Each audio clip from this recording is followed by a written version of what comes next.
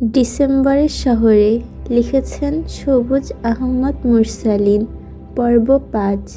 করিম রহমান বিগত ৩ যুগেরও বেশি সময় ধরে প্রাথমিক বিদ্যালয়ের শিক্ষক ছিলেন। জীবনের সিংহভাগ কাটিয়েছেন শিশুদের হাতে অক্ষর ছুঁয়ে দিতে দিতে। তার শিক্ষকতা জীবনে তিনি অসংখ্য মানুষকে পড়িয়েছেন। তাদের কেউ এখন বড় অফিসার, কেউ শিক্ষক, কেউ আবার বিদেশে ভালো চাকরি করছে, কিন্তু তিনি রয়েছেন তার পুরনো গ্রামেই, শান্ত নির্লোভ এক মানুষ হিসেবে। একসময় তিনি ৫ টাকায় টিউশনি করাতেন। সেই দিনগুলোর কথা মনে পড়লেই তিনি অবাক হন। সময় কত বদলে গেছে। যে গ্রামে আগে অল্প টাকায় ব্যাগ ভর্তি বাজার হয়ে যেত, সেখানে এখন ১ টাকায় একটা কলমও মেলে না। বছর খানেক হলো তিনি অবসর নিয়েছেন। অবসরের পর থেকে তার শরীর ক্রমেই দুর্বল হয়ে পড়ছে। পেনশনের বেশিরভাগ টাকা গিয়েছে চিকিৎসার পেছনে, আর বাকি দিয়ে বসত বাড়িটা একটু মেরামত করেছেন। জীবনের সব সঞ্চয় এভাবে নিঃশেষ হয়ে যাবে তা তিনি কখনো ভাবেননি। তার ইচ্ছে ছিল একদিন বাড়িটাকে পাকা করে তুলবেন, ছোট মেয়ে মিলির বিয়ে দেবেন ধুমধাম করে, আর বড় ছেলে আবিরের জন্য ভালো মেয়ে দেখে তার ঘর সাজিয়ে দেবেন। কিন্তু সব ইচ্ছেগুলো এখন কেবল আফসোস হয়ে গেছে। অসুস্থতা যেন তার স্বপ্নগুলো একে একে কেড়ে নিয়েছে। বিকেলের দিকে করিম রহমান পুকুর পাড়ে এসে বসেন। শান্ত পানি ঢেউ দেখে মনে পড়ে যায় ফেলে আসা জীবনের কথা। চোখ ভিজে উঠে অজান্তেই। তিনি চুপচাপ বসে কাঁদছেন। ঠিক সেই সময় আমেনা এসে তার পাশে দাঁড়ায়। তোমার শরীর এখন কেমন? রহিমা পেছনে দাঁড়িয়ে জিজ্ঞেস করল। করিম সাহেব তাড়াতাড়ি চোখ মুছে নেন। গলা সামলে বলেন, ভালো। কিছু হয়েছে তোমার? মন খারাপ? না তো, আমি ঠিক আছি। তাহলে কাঁদছো কেন? চোখে কিছু একটা পড়েছে। আজকাল ঘন ঘনই তোমার চোখে কিছু একটা পড়ে। এত ভেবো না, আমি ভালো আছি। সকালে ভয় পাইয়ে দিয়েছিলে, এখন বলছো চিন্তা না করতে। করিম সাহেব হালকা হেসে বলেন, আমার কিছু হবে না। ছেলে মেয়ের বিয়ের দাওয়াত না খেয়ে আমি কোথাও যাচ্ছি না। আল্লাহ যেন তোমাকে সুস্থ রাখে। আবিরের কি খবর? ছেলেটা এখন আর আগের মতো ফোন দেয় না। বাবাকে কি এখন আর মনে পড়ে না? অভিমানী কণ্ঠে করিম রহমান বললেন। রহিমা মৃদু স্বরে বলে, ওর পড়াশোনা শেষ হয়েছে অনেক দিন, কিন্তু এখনও একটা চাকরি জোটাতে পারেনি। সেই লজ্জাতেই হয়তো কল দেয় না, তবে সবসময় তোমার খোঁজ নেয়। শরীর কেমন, ওষুধ খেয়েছো কি না এসব জিজ্ঞেস করে। আমি কি শুধু চাকরির কথা বলি ওকে? আসলে বয়স হলে ছেলে মেয়েদের সঙ্গে বাবার দূরত্ব বেড়ে যায়। চোখে এক ফোঁটা নোনা অভিমান। তিনি একটু থেমে আবার বললেন, আবিরকে একটা কল দাও না, ছেলেটার কণ্ঠ শুনতে ইচ্ছে করছে। রহিমা মিলিকে ডাকলো। মিলি সাড়া দেয় না। আবার ডাকতে হয়, মিলি ফোনটা নিয়ে আয়। এবার উত্তরে আসে, মা তুমি এসে নিয়ে যাও, আমি একটা জরুরি কাজ করছি। রহিমা একটু রেগে বলে, কাজ পরে করিস, ফোন দিয়ে যা। বিরক্ত হলেও মিলি সেটা মুখে প্রকাশ করে না।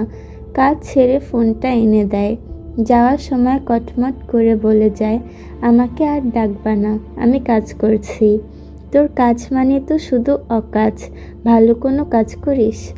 আমার কাজ নিয়ে তোমার কিছু বলার দরকার নেই মা, তুমি বুঝো না, তাই তোমার কাছে এগুলা অকাজ মনে হয়। তারপর দ্রুত সরে যায়। রহিমা দীর্ঘশ্বাস ফেলে ফোনে আবিরের নাম্বার ডায়াল করে। রিং বাজে, কিন্তু ওপাশ থেকে কেউ কল তোলে না। আবারও কল দেয়, তবুও সাড়া মেলে না।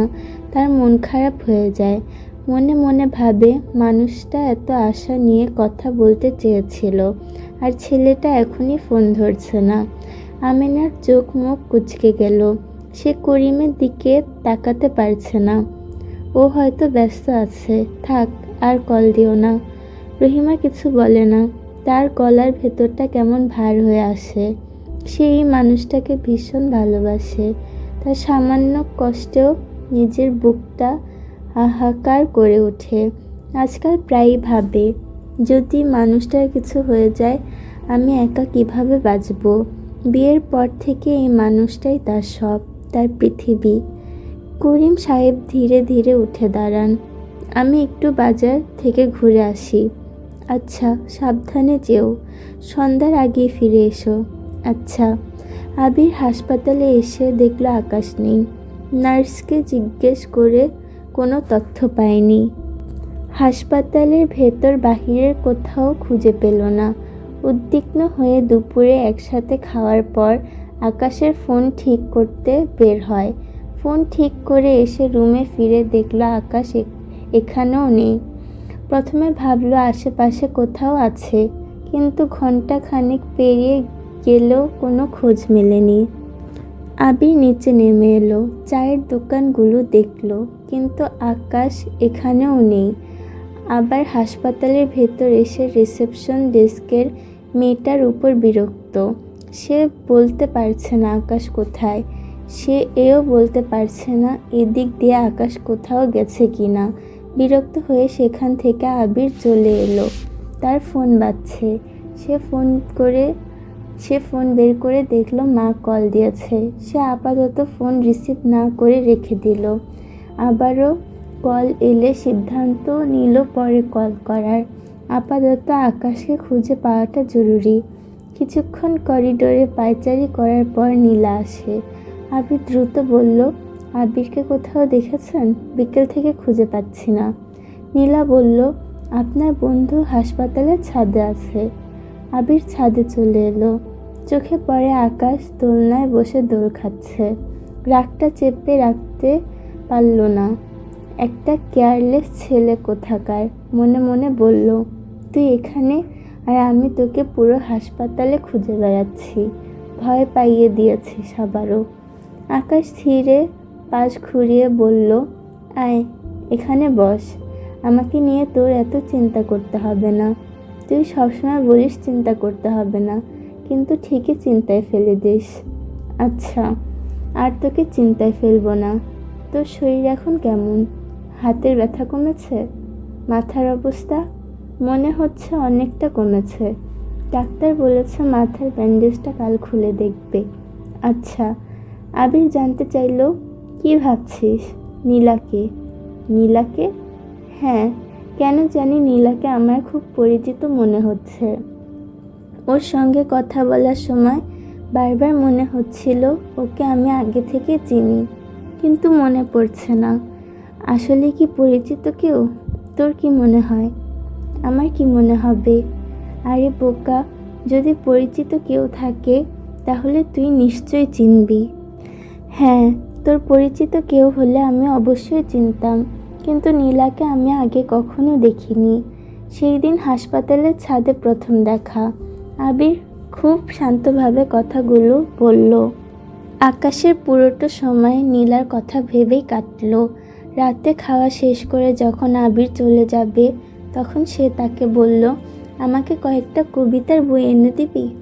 আকাশ অবাক হয়ে বলল, যে আগে বই পড়তো না আজ সে কবিতার বই চাইছে। দুষ্টুমি করে বলল, নীলা কি কবিতা শুনতে চেয়েছে?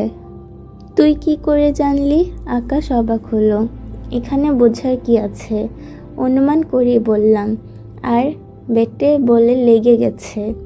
আজ তুই একটু বেশি কথা বলছিস। আচ্ছা, আর বলবো না, আমি বই নিয়ে আসবনি। আবির 3টি বই নিয়ে গেল। আকাশ বই পড়তে বসে নীলার পছন্দের কবিতা ঠিক করে উঠতে পারছিল না। 3টা বই পড়ে শেষ করলো। রাত 2টা।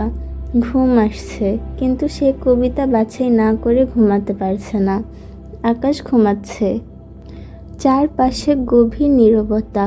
বই পড়ে পড়ে সে কখন ঘুমে ঢলে পড়েছে তা তার নিজেরও জানা নেই। তবুও সে জানে না যে দুটো চোখ দূর থেকে তাকে দেখছে। আধো আলো অন্ধকারের মধ্যে সেই চোখের কাজল ফুটে উঠছে আরও ঘন হয়ে। চোখ দুটো মায়াবী, সুন্দর চোখে অশ্রু মানায় না, তবু আজ যেন চোখের পানিতে ভিজে থাকা কাজল দুটো চোখে পৃথিবীর সব সৌন্দর্যকে ধারণ করেছে। এই চোখকে উপেক্ষা করার ক্ষমতা কারণেই চোখ দুটি দীর্ঘ সময় আকাশকে দেখল। পৃথিবীতে যে কোনো মানুষকে ঘুমন্ত অবস্থায় সবচেয়ে সুন্দর দেখায়, আর আকাশও তার ব্যতিক্রম নয়। আকাশের ক্ষেত্রেও এর ব্যতিক্রম হলো না। তবে করিডোরের দক্ষিণ দিক থেকে কেউ হেঁটে আসছে। রাতে হেঁটে আসা শব্দটা একটু বেশি শোনা যাচ্ছে। নীলা তা অনুভব করল। সে নিঃশব্দে জায়গা ত্যাগ করে সোজা রুমে চলে এলো। রুমে এসে আর কান্না ধরে রাখতে পারল না, কাঁদল অঝরে। আজকের কান্না সেই অসংখ্য দিনের জমে থাকা ব্যথার পাহাড়কে কিছুটা হলেও হালকা করে দিল। আকাশ আজ হাসপাতাল থেকে ছাড়পত্র নিয়েছে। শারীরিকভাবে অনেকটাই সুস্থ, তবুও মনটা তার ভারী, যেন কোথাও কিছু ফেলে এসেছে সে। হাসপাতাল থেকে বেরিয়েও মনে হচ্ছে একটা অদৃশ্য টান তাকে পেছন থেকে টেনে ধরেছে। বুকের ভেতর এক অজানা শূন্যতা, যেন কেউ নিঃশব্দে সব কিছু কেড়ে নিয়েছে। এক অজানা শূন্যতা তার বুকে বিঁধে আছে। নীলার সঙ্গে তার আর দেখা হয়নি। সে জানে না কেন সেই দিনটার পর নীলা আর ছাদে আসেনি। নীলাকে যে কবিতাগুলো শোনাবে বলে সে বাছাই করে রেখেছিল, সেগুলো আর শোনাতে পারেনি। আকাশ প্রতিদিন অপেক্ষা করেছে, ছাদের দোলনায় বসে থেকেছে ঘন্টার পর ঘন্টা, কিন্তু নীলা আসেনি। অবশেষে খোঁজ নিয়ে জানতে পারে নীলা হাসপাতাল ছেড়ে বাড়ি চলে গেছে। খবরটা শুনে আকাশ থমকে যায়। বুকের ভেতর কেমন যেন হাহাকার করে ওঠে। সে কিছু বুঝে উঠতে পারে না। নীলা কি পুরোপুরি সুস্থ হয়ে গেছে, নাকি অন্য কোনো কারণ আছে হঠাৎ চলে যাওয়ার পেছনে? প্রশ্নের পর প্রশ্ন জমে ওঠে তার মনে, কিন্তু কোনো উত্তর নেই কোথাও। নীলা সম্পর্কে জানার জন্য আকাশ নার্সদের জিজ্ঞেস করছে, রিসেপশনের মেয়েটির কাছেও অনেক চেষ্টা করেছে কিছু জানতে, কিন্তু কেউই বিশেষ কিছু বলতে পারেনি। শুধু জেনেছে জাহানারা হাসপাতালের মালিক নীলার বাবা, আর তার মায়ের নাম জাহানারা। দুদিন কেটে গেছে ছাড়পত্র পাওয়ার পর। আকাশ এখন অনেকটা সুস্থ, কিন্তু মানসিকভাবে অস্থির। নীলার সঙ্গে তার আবার দেখা হবে কিনা সে জানে না, তবু সে হাল ছাড়েনি। প্রতিদিনের মতো আজ বিকেলেও বাসা থেকে বেরিয়ে আবার হাসপাতালে যায় আকাশ। ঘুরে ঘুরে চেনা করিডোরগুলো দেখে, ছাদের দিকে তাকায়। রুম নাম্বার 302-এর সামনে দাঁড়িয়ে থাকে কিছুক্ষণ, কিন্তু নীলা আর সেখানে নেই। চা হাতে অনেকক্ষণ বসে থাকে, শুধু যদি একবার নীলার দেখা পাওয়া যায়, কিন্তু ভাগ্য তাকে সে সুযোগ দেয় না। হাসপাতালের দারোয়ানের সঙ্গে তার ভালো খাতির হয়ে গেছে। প্রায়ই তারা একসঙ্গে চা নাস্তা খায়, গল্প করে। দারোয়ানের কাছ থেকে হাসপাতাল, ডাক্তার আর মালিকের নানা খবর জেনেছে আকাশ। একদিন সাহস করে দারোয়ানকে বলে, ভাই, হাসান সাহেবের বাসার ঠিকানা যদি বলতে পারেন। দারোয়ান জানায় সে এখানে নতুন এসেছে, তাই ঠিকানা জানে না। তবুও আকাশ হাল ছাড়ে না। চুপচাপ পকেট থেকে একটা 1000 টাকার নোট বের করে দারোয়ানের হাতে গুজে দিয়ে বলে, চেষ্টা করবেন ভাই, প্লিজ, আমার খুব দরকার। দারোয়ান একটু অবাক হয়ে তাকায়, তারপর মাথা নেড়ে বলে, ঠিক আছে ভাই, দেখি কি করা যায়। সন্ধ্যার পর থেকে ঠান্ডা পড়তে শুরু করেছে। আকাশ নিজের হাতে চা বানিয়ে গায়ে উষ্ণ চাদর জড়িয়ে চলে এলো ছাদে। ছাদে পা রাখতেই তার নাকে এলো ফুলের মিষ্টি ঘ্রাণ। সে তাকিয়ে দেখল গাছ ভর্তি ফুল ফুটে আছে। মুহূর্তেই তার মনটা ভালো হয়ে গেল। সে ছাদের পূর্ব দিকে গিয়ে বসল। হাতে ধোয়া ওঠা চায়ের কাপ, এক চুমুক দিতে চোখে তৃপ্তির ঝিলিক। নিজের কাছে বলে উঠল, আকাশ, আজ তুই সত্যি দারুণ চা বানিয়েছিস। কিছুক্ষণ পর আবিরও ছাদে এলো, তারও হাতে এক কাপ চা। পাশে বসে বলল, আজ তুই অস্থির চা বানিয়েছিস। এমন চা অনেকদিন পর খেলাম। আকাশ শুধু হেসে উঠল, কিছু বলল না। আজ নীরবতা দেখে আবির জিজ্ঞেস করল, নীলার কথা ভাবছিস? আকাশ মৃদু স্বরে উত্তর দিল, মেয়েটা এভাবে চলে গেল। আমি বিষয়টা কোনোভাবে মেনে নিতে পারছি না। এখন কি করবি তুই? খুঁজে বের করব। যেভাবেই হোক নীলাকে আমি খুঁজে বের করবই। খুঁজে বের করা কি খুব জরুরি? নীলার সঙ্গে একবার হলেও দেখা করতে চাই। আবির বিরক্ত সুরে বলল, দেখা করে কি হবে বলতো? আবির দীর্ঘশ্বাস ফেলে আবার বলল, 2 দিন ধরে কাকে কি বুঝাইলাম আমি? আকাশ কিছুটা চিন্তিত গলায় বলল, আমি জানি একটু বেশি বেশি করছি, কিন্তু কেন করছি সেটা জানি না। শুধু নীলার সঙ্গে দেখা করতে ইচ্ছে করছে। চোখ বন্ধ করলে নীলার মুখ ভেসে ওঠে। আমার কেন জানি মনে হয় আমি নীলাকে চিনি। হয়তো নীলাকেই আমি এতদিন ধরে খুঁজছি। আকাশ থেমে আবার বলে, আমি শুধু নীলাকে একবার দেখতে চাই। তুই কি বলছিস? তুই জানিস একদম পাগলের মতো আচরণ করছিস। আমি জানি আমি কি করছি। আকাশ থেমে আবার বলল, নীলার সঙ্গে দেখা হওয়ার পর থেকে আমার দুঃস্বপ্ন আসে না।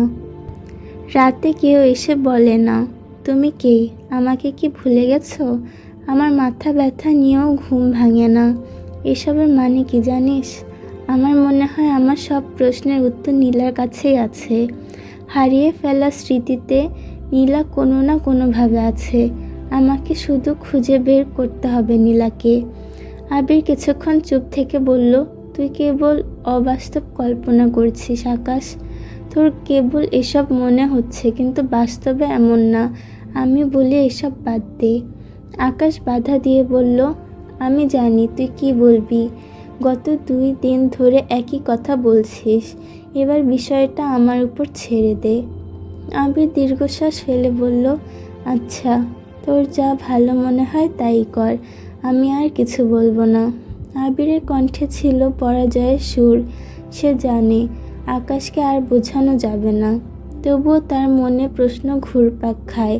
সে কি আকাশকে সবটা বলে দিবে, নাকি চুপ থাকবে? নিয়তি কেন ওদের মুখোমুখি করলো? আকাশের যদি সব মনে পড়ে যায় তাহলে কি হবে? ভাগ্য এত নিষ্ঠুর কেন? আবির মনে মনে বলল। রাত ঘনিয়ে এলো। যাওয়ার আগে আবির বলে গেল, বেশি রাত পর্যন্ত বাইরে থাকবি না। এখন ঠান্ডাটা অনেক বেড়ে গেছে। কুয়াশায় বাইরে থাকা ভালো না। আবির চলে গেলে আকাশ একা ছাদে বসে রইল। হাসপাতালের দিকে আকাশের দিকে তাকিয়ে রইল সে। বাতাসে দোল খাচ্ছে পুরনো দোলনাটা। হঠাৎ তার মনে হলো সেখানে নীলা বসে আছে।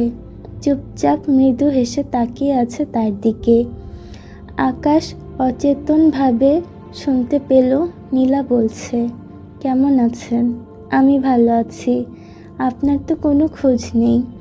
মানুষ হারিয়ে যেতে ভালোবাসে, কিন্তু সে কি জানে না তার হারিয়ে যাওয়াতে অন্য কেউ কষ্ট পেতে পারে? সে জানে, তবুও মানুষ হারিয়ে যায়। কিন্তু কেন? আমরা কোনো কিছুর মূল্য ততক্ষণ বুঝি না যতক্ষণ না সেটি হারিয়ে ফেলি। হারানোর ভয় পাই। কিন্তু যদি কেউ ইচ্ছে করে হারিয়ে যায়, তাকে কিভাবে খুঁজে পাবো? যদি মন থেকে খোঁজেন তবে সারা দুনিয়া সেই মানুষটাকে খুঁজে পেতে সাহায্য করে। শুধু মন থেকে চাইতে হয় আর বিশ্বাস রাখতে হয়। আমি তো মন থেকে চাই, তবুও যদি খুঁজে পেতে দেরি হয়ে যায় তখন ভেবে নেবেন আপনার চাওয়াটা যথেষ্ট ছিল না। আপনি যতটুক চেয়েছেন হয়তো তার চেয়েও অধিক চাওয়ার দরকার ছিল। এই কথাগুলোর পর আকাশ আর নিজের সঙ্গে কথা বলল না। বাতাসে একটুখানি নিস্তব্ধতা নেমে এলো। দূরে কোথাও পাখির করুণ ডাক ভেসে এলো, যেন গভীর কোনো বেদনা মিশে আছে তাতে। সেই শব্দ তার বুকের ভেতর ঢুকে গেল, নরম অথচ তীব্রভাবে। পাখিটির মতো করুণ সুরে তারও এখন ডাকতে ইচ্ছে করছে। যে ডাক নীলার কাছে পৌঁছে যাবে, নীলাকে বার্তা দিবে সে ভালো নেই, সে তাকে মনে করছে। ভীষণ রকমভাবে তার কথা মনে পড়ছে, তার মন পড়ছে। কিন্তু সে তো পাখি না, সে মানুষ।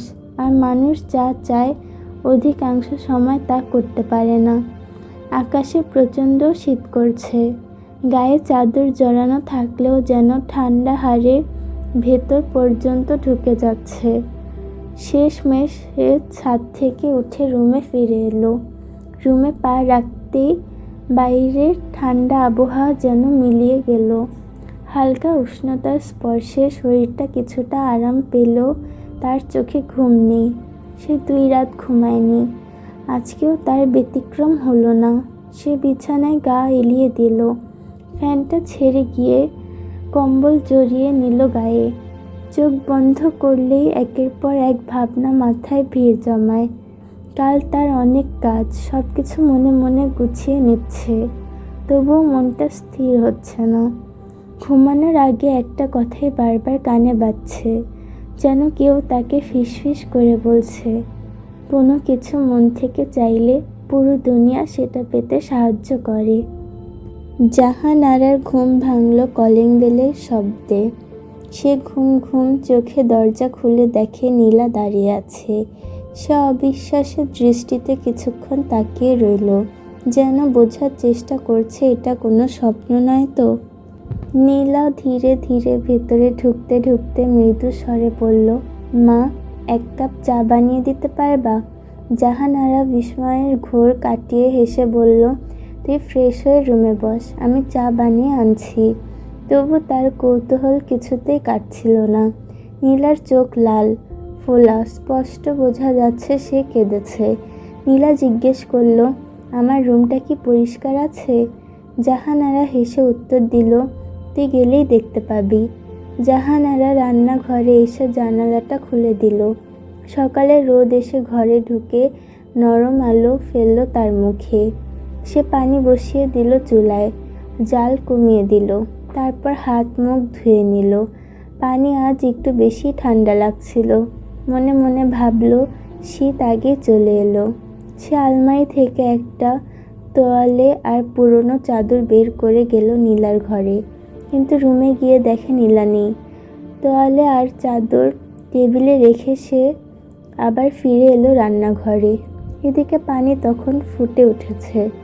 আদা, এলাচ, দারুচিনি আর লবঙ্গ দিয়ে জাহানারা বানাতে লাগলো কড়া লিকারের চা, যেমনটা নীলা পছন্দ করে। চায়ের গন্ধ ছড়িয়ে পড়ল পুরো ঘরে। অনেকদিন পর সে মেয়ের জন্য এমন করে চা বানাচ্ছে ভেবে তার মনটা হালকা হয়ে গেল, কিন্তু আনন্দের ভেতরেও একটা অজানা উদ্বেগ। নীলার কি হয়েছে? এভাবে বাড়ি ফিরে এলো কেন? জাহানারা মনে অনেকগুলো প্রশ্ন, কিন্তু সে জানে নীলার কাছ থেকে কথা বের করা যুদ্ধে জেতার চেয়েও কঠিন।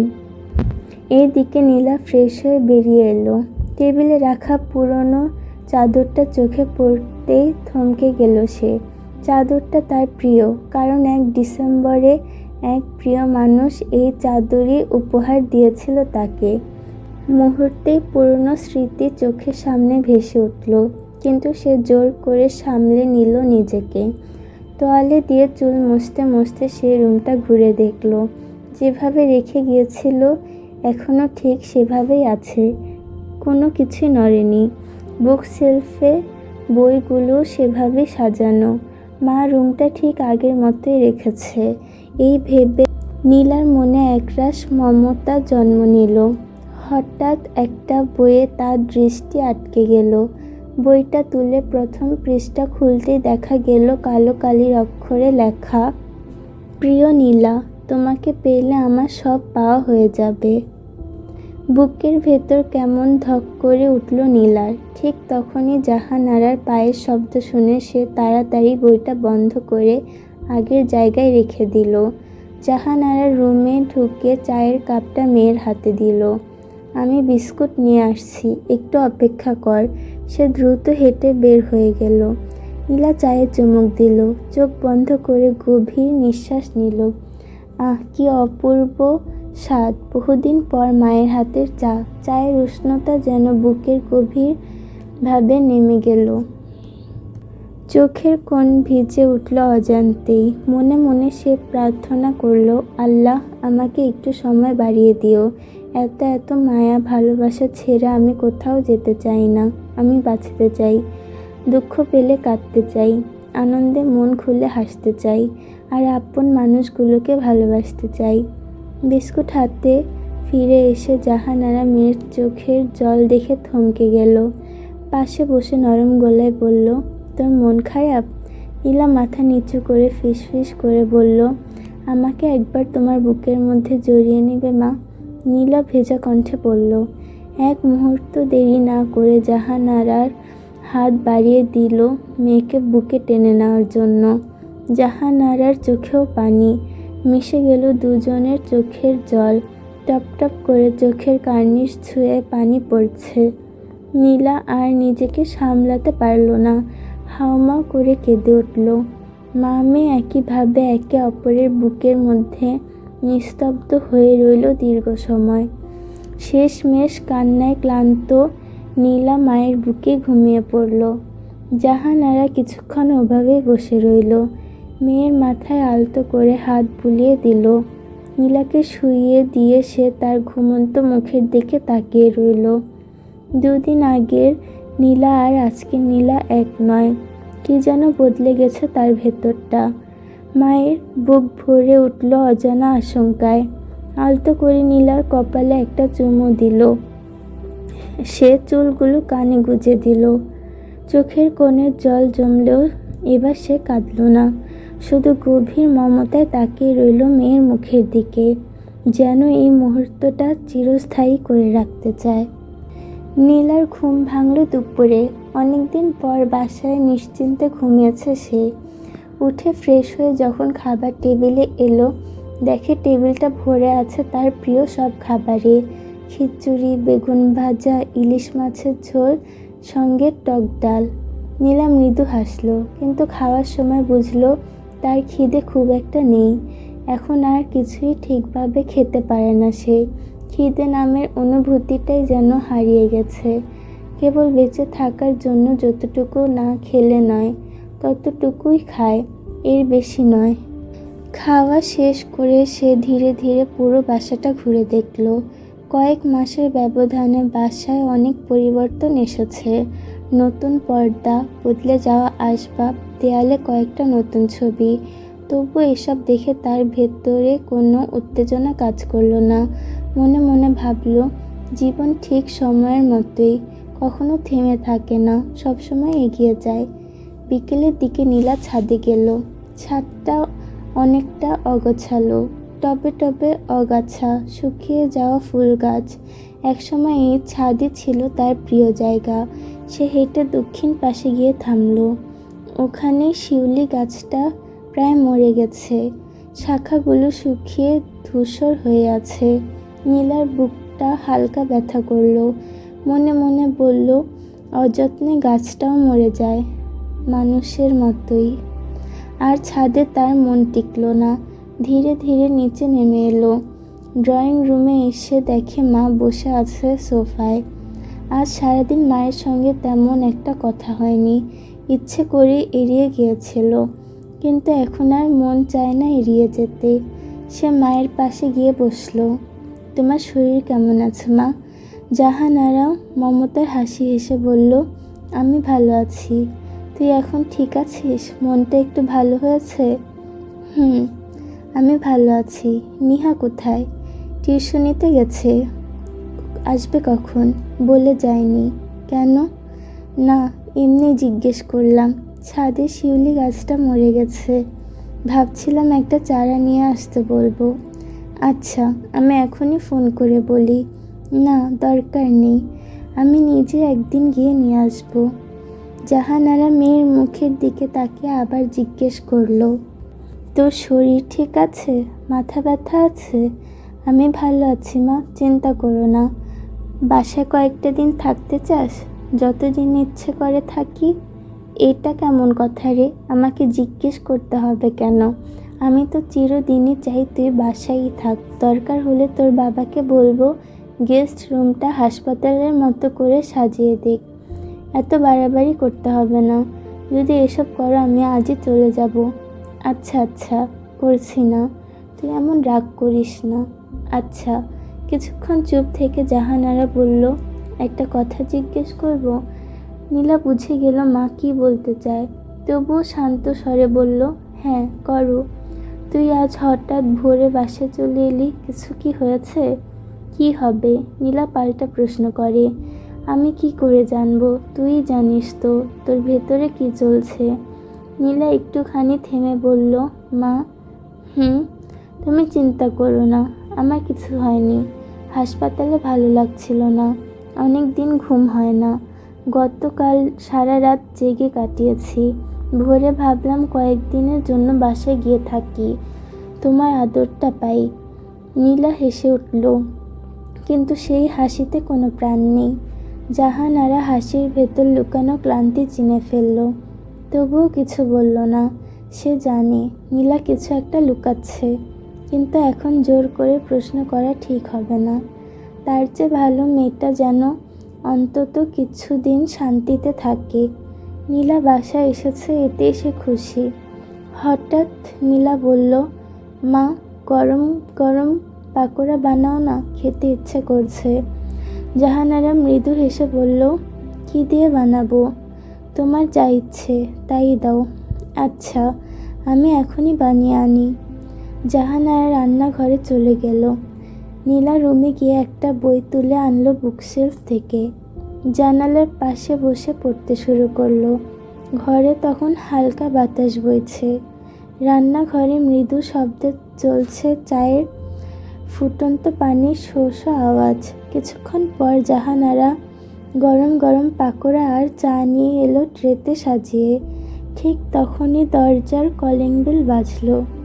নীলা বইটা টেবিলে রেখে দরজার দিকে গেল। দরজা খুলতেই দেখে নিহা দাঁড়িয়ে আছে, হাতে 3টা আইসক্রিমের প্যাকেট। নিহা হাসতে হাসতে বলল, সবার জন্য এনেছি, আজ সন্ধ্যাটা মিষ্টি করে কাটবে। নীলা হেসে ওর হাত থেকে আইসক্রিম নিয়ে ভেতরে ঢুকলো। জাহানারা ইতিমধ্যেই টেবিলে চা পাকোড়া সাজিয়ে রেখেছে। মা মেয়ে 3জন মিলে একসাথে বসে সন্ধ্যাটাকে ভরিয়ে তুলল আনন্দে, হাসি আড্ডায়। অনেকদিন পর ঘরে এমন প্রাণবন্ত হাসির শব্দ উঠল। রাতের একটু পর হাসান বাসায় ফিরল। নিহা আর নীলা তখনও ওর অপেক্ষায় ছিল। চেয়েছিল সবাই মিলে একসাথে রাতের খাবার খাবে। অনেকদিন পর সত্যি পুরো পরিবার একসাথে বসলো খেতে। হাসান মেয়েদের গল্প শুনে হেসে উঠল। জাহানারা ব্যস্ত ছিল সবার প্লেটে খাবার তুলে দিতে। কিন্তু সুন্দর মুহূর্ত কেমন করে যেন সবসময় খুব দ্রুত কেটে যায়। রাত গভীর হলে নিহা বালিশ হাতে নীলা রুমে এলো। দরজায় উকি দিয়ে বলল, আপু, আজ তোমার সঙ্গে ঘুমাবো। নীলা হেসে সম্মতি দিল। নিহা বিছানায় বসে শুরু করলো তার গল্প। সে বলল, ভার্সিটির সব কথা, নতুন বন্ধুরা, ক্লাসে স্যারদের মজার কাণ্ড, এমনকি কে কবে তাকে প্রপোজ করেছিল তাও লুকালো না। গল্প যেন শেষ হতে চায় না। নীলা এক নাগাড়ে শুনে যাচ্ছিল। বোনটার চোখে মুখে আনন্দের আলো, জীবনের তাজা উচ্ছ্বাস। সে ভাবল, নিহা সত্যি বড় হয়ে গেছে। সময় দ্রুত বদলে দেয় মানুষকে। রাতের নিস্তব্ধতার মধ্যে নীলার মনে হঠাৎ ফিরে এলো সেই ভয়াবহ দিনটির কথা, যেদিন সব কিছু বদলে গিয়েছিল। সেদিন নিহার ভার্সিটির ভর্তি পরীক্ষার দিন। ঠিক সেই সময় নীলা অসুস্থ হয়ে পড়ে। মাথা ব্যথা, বমি, মাথা ঘোরা। প্রথমে সবাই ভেবেছিল সাধারণ অসুখ, কিন্তু যখন ব্যথা অসহ্য হয়ে উঠল, ডাক্তাররা টেস্ট করালেন। রিপোর্ট হাতে পাওয়ার পর পৃথিবী যেন মুহূর্তেই থেমে গেল। নীলার ব্রেন টিউমার ধরা পড়ে এবং সেটি ম্যালিগন্যান্ট। টিউমারটি মস্তিষ্কের এমন এক জায়গায়, সেখানে অপারেশন করা ঝুঁকিপূর্ণ। সফল হওয়ার সম্ভাবনা এতটাই কম যে জাহানারা আর হাসান কেউই সহজে সিদ্ধান্ত নিতে পারেনি। হাসান দেশ জুড়ে ডাক্তার দেখিয়েছে, একজন দুজন নয়, প্রায় সব বড় হাসপাতালেই গেছে, কিন্তু কোথাও আশার আলো মেলেনি। শেষ পর্যন্ত সে বিদেশ থেকে সার্জিক্যাল অনকোলজিস্ট এনে দেখায়। সেই চিকিৎসকও কেবল বলেছেন সাকসেস চান্স 30%।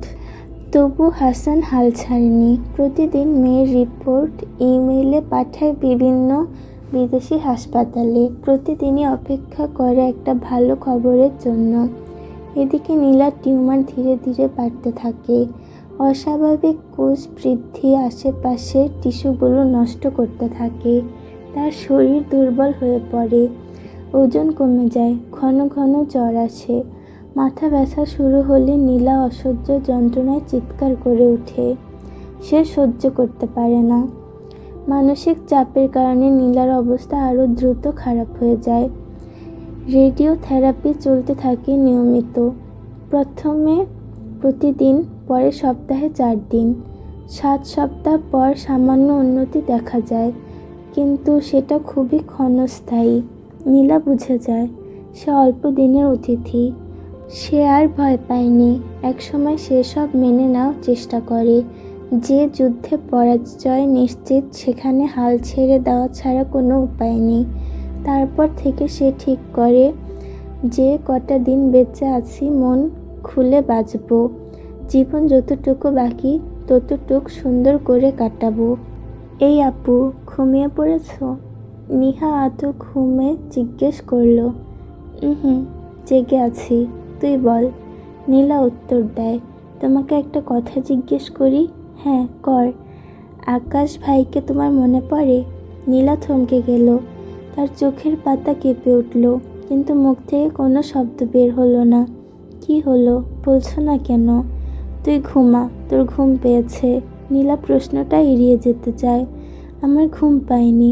তুমি বলো না, আকাশ ভাইয়াকে তোমার মনে পড়ে? মিথ্যা বলছো? মিথ্যা কেন বলবো? আকাশকে আর মনে পড়ে না। আমি জানি তুমি মিথ্যা বলছো। তুই আর কি জানিস? তুমি আকাশ ভাইকে ভীষণ ভালোবাসো। নীলা আর কোনো কথা বলল না। নিহার ঘুম এসে গেল। ঘরটা নিস্তব্ধ হয়ে গেল মুহূর্তেই। জানালা দিয়ে আসা আবছা আলোয় নীলার চোখের কোণে জমে থাকা অশ্রু চিকচিক করছিল, কিন্তু সেই কান্না কেউ দেখল না, কেউ না। 2 দিন নীলা বাসায় শুয়ে বসে বই পড়তেই কাটিয়ে দিল। তৃতীয় দিনে তার ভীষণ একঘেয়ে লাগতে শুরু করলো। হাসপাতালে সবার সঙ্গে গল্পগুজব করে সময় চলে যেত, কিন্তু বাসায় চারদিকে নিস্তব্ধতা। একা থাকা যেন দমবন্ধ করে দিচ্ছে তাকে। সে ঠিক করলো আজ বিকেলে একটু বাহিরে বের হবে, কিন্তু বাধা হয়ে দাঁড়ালো মা, জাহানারা। না, আমি তোকে একা যেতে দিতে পারবো না, জাহানারা দৃঢ় কণ্ঠে বলল। নীলা অনেক বোঝানোর চেষ্টা করেও পারল না। শেষে মন খারাপ করে নিজের রুমে ফিরে এলো। জানালার ধারে বসে থাকলো অনেকক্ষণ। জাহানারা কিছুক্ষণ পর রুমে ঢুকলো। মেয়ের মুখের বিষণ্ণতা দেখে তার বুকটা কেমন কেঁপে উঠল। নীলা, জাহানারা কোমল সুরে ডাকলো। নীলা মন ভার করে বসে রইল। সে কোনো উত্তর দিল না। সে দেখল সে মায়ের উপর রাগ করছে। অভিমান করেছিস? আমি অভিমান করার কে? বুঝেছি, অনেক অভিমান মায়ের উপর, তাই না? কোনো অভিমান নেই। জাহানারা মৃদু হাসল, তারপর বলল, আচ্ছা তুই যেতে পারিস, কিন্তু দূরে কোথাও যাবি না, ঠিক আছে? নীলা লাফিয়ে উঠে মাকে জড়িয়ে ধরল। সে বলল, আমি দূরে কোথাও যাব না, বাসার আশেপাশেই থাকবো। আচ্ছা তাহলে যা, একটু হাঁটাহাঁটি করে আয়, কিন্তু সাবধানে যাবি। খুশিতে নীলার চোখে মুখে উজ্জ্বল আলো ফুটে উঠল। মায়ের মুখেও হাসি এলো, তবে সেই হাসির আড়ালে লুকিয়ে ছিল একরাশ ভয়। তুমি কিন্তু আগের মতো আবার দূর থেকে ফলো করবে না মা। আচ্ছা, করব না। তুই আমার ফোনটা সঙ্গে নিয়ে যা, খারাপ লাগলে সঙ্গে সঙ্গে আমাকে বা তোর বাবাকে কল করবি, ঠিক আছে? আচ্ছা, জানাবো। নীলা দ্রুত রেডি হয়ে বেরিয়ে পড়ল। মুক্ত বাতাসে পা দিতে তার বুকটা হালকা লাগলো। হাসপাতালের নিয়মকানুন, নিরন্তর নজরদারি, সব কিছুর বাহিরে আজ সে একদম মুক্ত। কেউ তাকে ফলো করছে না, কেউ তাকে আটকে রাখছে না। হাসপাতাল থেকেও সে সেভাবে দূরে কোথাও যেতে পারে না। তাকে দেখে রাখার জন্য তার বাবা একজন লোক ঠিক করে রেখেছে। সে হাসপাতালের মেন গেটের বাইরে পা দিলেই সেই লোক তাকে অনুসরণ করে। সে যেখানেই যাক না কেন তাকে লুকিয়ে ফলো করবেই, কিন্তু জরুরি মুহূর্ত ছাড়া সে কখনো সামনে আসে না এবং এমনভাবে অনুসরণ করে যেন তার কোনো অস্তিত্ব নেই। কিন্তু আজ সে মুক্ত, তাকে অনুসরণ করার কেউ নেই। আজ সে মুক্ত পাখির মতো ঘুরে বেড়াতে পারবে ভেবে মনে মনে খুব এক্সাইটেড। সে ধীরে ধীরে হাঁটতে লাগলো। রাস্তার পাশে কাঁঠাল, চাপা ফুলের গন্ধে হালকা বাতাস ভরপুর। হাঁটতে হাঁটতে সে ভাবলো পাশের নার্সারিটায় গিয়ে একটা শিউলি গাছ কিনবে। ছাদের শিউলিটা শুকিয়ে গেছে, আকাশের দেওয়া সেই গাছটা। আকাশের শিউলি ফুল প্রিয়। একদিন আকাশ তাকে একটা শিউলির চারা এনে বলেছিল, এই গাছের প্রথম ফুল যেদিন ফুটবে সেদিন তুমি আর আমি সাদা শাড়ি পাঞ্জাবি পরে সারাদিন ঘুরে বেড়াবো। কিন্তু সেই দিন আর আসেনি। মানুষটা হারিয়ে গেছে, গাছটাও আর টিকলো না। অবশ্য যখন মানুষটাই আর নেই তখন গাছ থেকে বা কী লাভ। স্মৃতির ভারে ভারী হয়ে উঠল তার বুক। সে হাঁটতে হাঁটতে ঘামতে শুরু করলো। চোখ কেমন ঝাপসা হয়ে আসছে। একটু থেমে নিঃশ্বাস নিল, তারপর আবারও হাঁটা শুরু করলো। নার্সারি তো বেশ দূরে নয়। নীলা না চাইতেও পুরনো কথা বারবার স্মৃতিতে ফিরে আসছে। আর সে যতই ভাবছে তার মানসিক চাপও তত বাড়ছে। সে প্রচণ্ড ঘামছে, বুকের ভেতর অস্থিরতা কাজ করছে। তবুও সে চেষ্টা করলো স্বাভাবিক থাকার। সে রাস্তার পাশ দিয়ে এক পা করে হেঁটে এগিয়ে যেতে থাকলো। কিন্তু হাঁটতে হাঁটতে হঠাৎ সব ঝাপসা হয়ে গেল। চারপাশের দৃশ্য ঘুরপাক খেতে লাগলো চোখে। নীলা এক পা পিছিয়ে গেল, ভারসাম্য রাখতে পারছে না। মাথাটা কেমন ঘুরছে, বুক ধড়ফড় করছে। নীলা আর হাঁটতে পারছে না। সে ভালো করে কোনো কিছু দেখতে পারছে না, বুঝতেও পারছে না। মাথা ঘুরছে তার। সে আর স্থিরভাবে দাঁড়িয়ে থাকতে পারল না। হঠাৎ এক ঝটকায় নীলার মাথা ঘুরে আসে। শরীরের ভার সামলাতে না পেরে সে এক পা পিছিয়ে যায়। চোখের সামনে ঘোলাটে হয়ে আসে সব কিছু। সে স্থিরভাবে দাঁড়িয়ে থাকার আপ্রাণ চেষ্টা করে, কিন্তু পারে না। সে পড়ে যাবে ঠিক তখনই কেউ তাকে শক্ত করে ধরে ফেলল। নীলা কিছুটা ঘোরের মধ্যে থেকেও অনুভব করলো সে পড়ে যায়নি, কেউ তাকে আগলে রেখেছে। মাথা তুলে দেখল আকাশ তাকে ধরে আছে। সে তাকে পড়ে যেতে দেয়নি। বাতাসের মতো শেষ মুহূর্তে এসে তাকে ধরে বসেছে। নীলা নড়াচড়া করতে পারছে না, উঠতে পারছে না, এমনকি কোনো কথাও বলতে পারছে না। মুহূর্তেই নীলা স্তব্ধ হয়ে গেল। সে শুধু আকাশের চোখের দিকে তাকিয়ে আছে। আকাশের বাদামি চোখে মিশে আছে উদ্বেগ। বহুদিন পর নীলা এত কাছ থেকে আকাশের বাদামি চোখগুলো দেখল। নীলা স্থির হয়ে তাকিয়ে রইল তার দিকে। বুকের ভেতরটা কেমন হু হু করছে। নীলার গলা শুকিয়ে গেছে, বুকের ভেতরটা কেমন হু হু করছে। কথা বলতে চাইছে, কিন্তু গলা দিয়ে কোনো শব্দ বের হচ্ছে না। মাথাটা এখনো একটু ঘুরছে। নীলা ভাবল, আকাশ এখানে কি করে এলো? সে তো কিছুক্ষণ আগেও ছিল না। এটা কি স্বপ্ন নাকি সত্যি ঘটছে সব? সে ঠিক বুঝে উঠতে পারছে না। তবুও আকাশের উষ্ণ স্পর্শ, তার চোখে ঝুলে থাকা উদ্বেগের ছায়া, এসব তো স্বপ্নে অনুভব করার মতো নয়। এই মুহূর্তে বাস্তব অবাস্তবের সব সীমানা হারিয়ে গেল নীলার। সে চুপচাপ তাকিয়ে থাকে আকাশের মুখের দিকে। তার ভেতরটা ফিসফিস করে বলে ওঠে, আজ এতদিন পরে মানুষটা আমার এত কাছে, চাইলে ছুঁয়ে দিতে পারি।